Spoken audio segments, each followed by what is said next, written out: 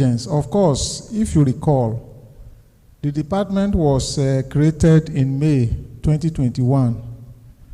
Was intelligent strategic data mining and analysis. If you recall, before it was baptized and renamed again to the current Tax Data Management Department.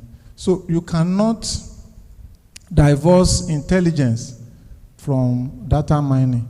Of course, what is to do is to bring out insights from the junk of data or information scattered of various types. It could be pictures, figures, numbers, to bring out the insight that is there, that brings out the taxable transactions on which the income is coming from. So, however, looking at it from another angle is the intelligence that our staff must have in relating with taxpayers. I think you also mentioned that. Very, very important. We can use data to support that. They also need proper knowledge of operation and also the industry in which they are also either auditing or working with. Of course, we should know that taxpayers, most times, they don't even deal with us directly. They use consultants, and these consultants are very, very sound in their areas. So we must have staff that are also sound in that area. Earlier in my work with FIRS, I came in as an IS auditor, and we went to a particular organization called Emerging Technologies. I didn't know that is that communication company that came from, that left Nigeria. They are the one bearing that name at the background. And I visited them, and they told me they were using SAP, and they told me they can give me all their data.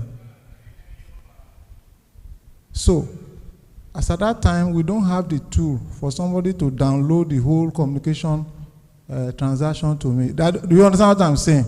So I quickly asked for other things and left. Because I know that if they even open SAP, I cannot interact with it. I was just coming from the banking environment. So if we don't have the knowledge required to speak to these taxpayers, we will not get the best from them. From the data point of view, we'll give you as much information that you need. The second person was talking about if they can have analysts to go and our TAT, Tax Assessment Tracker, to support them. Yes, we can. Give us your details, your name, your IR number, your email address. We'll create you, and you have those assets to support your work. Thank you very much. Yeah, thank you very much for this opportunity to respond to some of the questions and the comments made by the SA Communication and Advocacy. Let me just quickly respond that I could see that there is no much question for me. So that is a big feedback for me that what was rolled out is well understood by everyone. And that is a plus for us. The next phase for you to go back and cascade down to your officers in the field.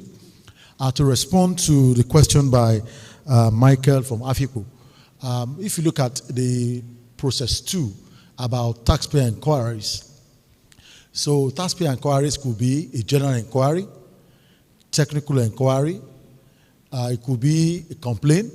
So what you need to do is to be smart.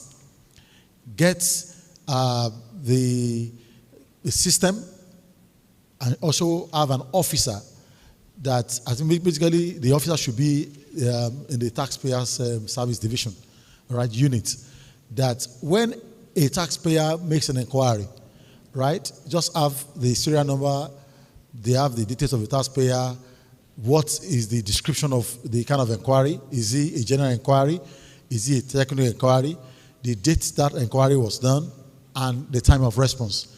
So when you look at the SOP itself, towards the end of the SOP, you see addendum, you see all those appendices. You see that at the end of each month, the details of inquiries that was, inquiries that taxpayer need from you also need to be reported. And what you just need to do for you to have a system in an Excel form, get the name of the taxpayer, the description of the inquiries, the time the expiry was made, and the time of response. So you don't need to have a physical register, because we are actually moving towards digital tax administration. So that's what we'll just be doing, is that at the end of each month, just send your report to Taxpayer Service Department and copy FOMD. So because at the end of each month or every quarter, you'll be also be monitoring whether you are complying with the SOP. For general inquiries, you have to respond within 24 hours. For complaints and technical inquiries, you have to either respond to that technical inquiry or escalate to either to tax policy, where you need technical response, or to FOMD, where the inquiries, in respect of your operations, you can send inquiries to field operations. We can actually respond. We have a team that responds to inquiries that relate to field operations. But when it requires technical inquiries, you can send that to tax policy. So, and also where it requires complaint, you have to respond within 3 days. So also to align to what my friend SA Communication and Advocate also said, that the SOP is not cut in stone. We are updating, we are getting your feedback, and there will be addendum to the SOP. And there will be SOP 2.0, where we need to bring in government business to the SOP, and also areas that that's not too clear. We also try to tweak that SOP and ensure that it becomes more clearer, and also areas that are not being included, that the business intelligence unit that are not included, will also be included in the SOP. So through addendum, and just to have a buy-in with the management, as soon as they sign off the addendum, so that will also be rolled out. So the SOP is running, and management has asked every field office, at the tax office, at the audit, investigation, to embrace the SOP, to begin to adopt it and implement it. Because that is the new thinking of management. They want all our field operations processes to be the same across board. So our job is to ensure that it's deployed and it's adopted and it's implemented. After that, we will now begin to monitor compliance. So please ensure that you work with us. This is a partnership thing. We're going to partner together with you. We're going to collaborate with you to ensure that this is done, so that we can be one of the most trusted and efficient tax administration in the world. Thank you, and God bless you.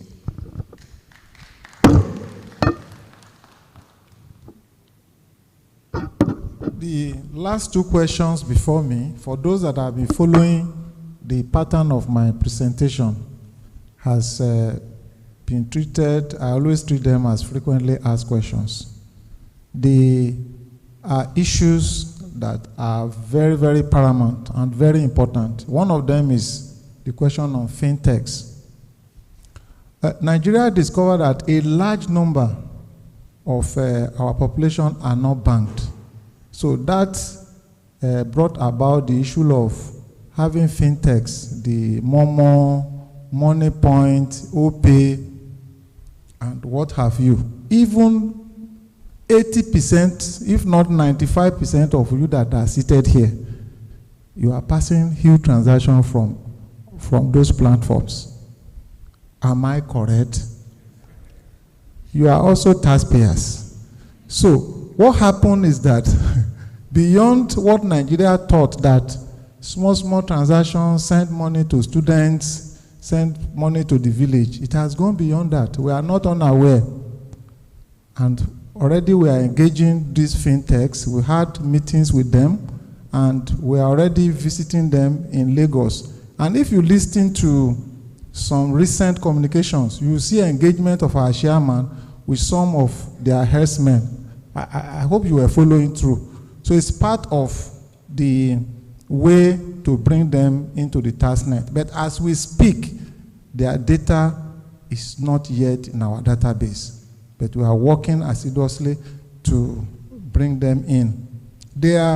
This question 3 is part of 4, where someone is asking that in rural areas, not only in rural areas, in almost every facet of the emerging tax group, there are huge transactions below the threshold of 10 million for companies and 5 million for individuals, in line with Section 28 of our current Establishment Act.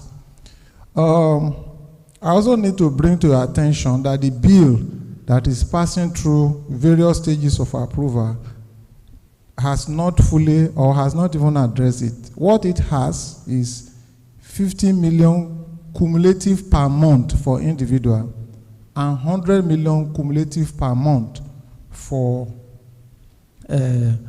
limited liability companies. So we still have a lot of work to do. In the earlier meetings, my suggestion is that it should be part of the committee. We are addressing the need to bring down the threshold to bring out those transactions that are taxable, that are below the current thresholds. So we are not unaware of these issues, and management is working to make sure that we get this transaction. However, if you have pinned down on some taxpayers and you know that they have transactions that are taxable below threshold, bring them to us. You can also ask for their statement of account. FRA has the right to ask for information below threshold. We are not limited by threshold. When it comes to specific information, that can also assist in bringing them to book. Thank you very much.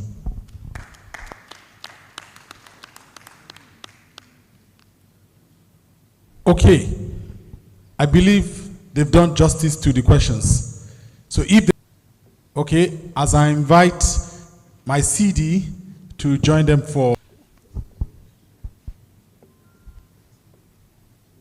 Thank you. My other questions, please put them together, write them down, and they will be tackled during the town hall meeting.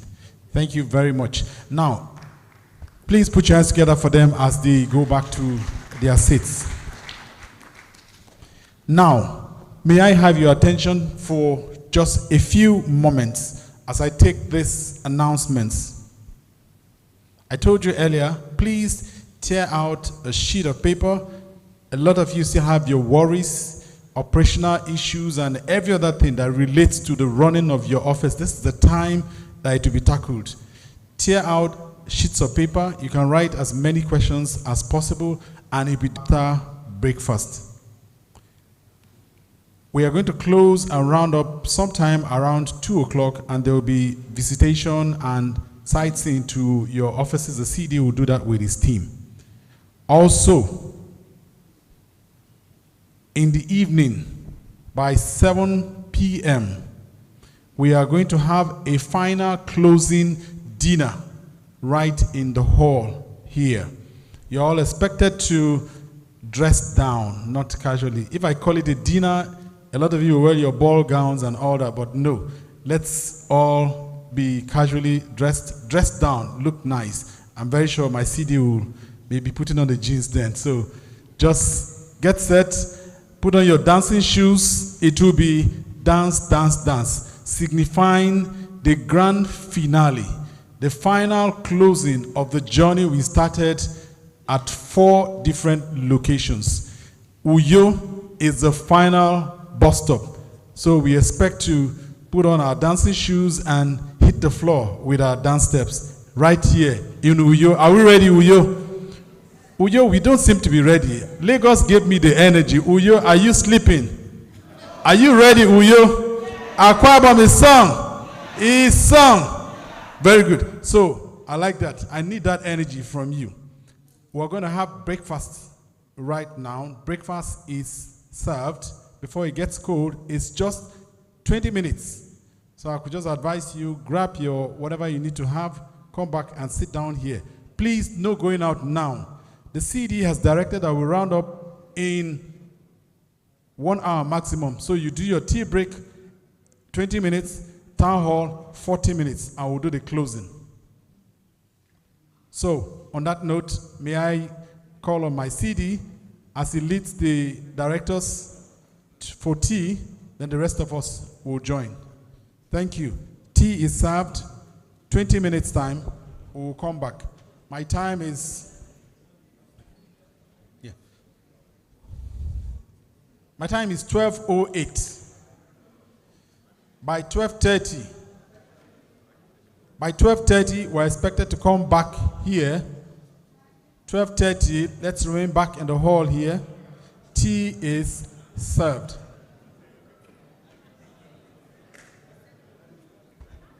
(12:30), you are back in the hall here to continue what we started. Remember, the dinner is compulsory. 7 p.m., the same hall here. Compulsory. Provisions have been made. You were accommodated in the provisions. So please, you must come back here by 7 p.m. We're going to have cultural performances. I've been told that Michael Jackson, the Uyo version of Michael Jackson, will be coming to perform. Celine Dion, the Uyo version, will also come to perform. Chris Brown, the Uyo version of Chris Brown, will also be performing here later. Thank you. Enjoy your breakfast.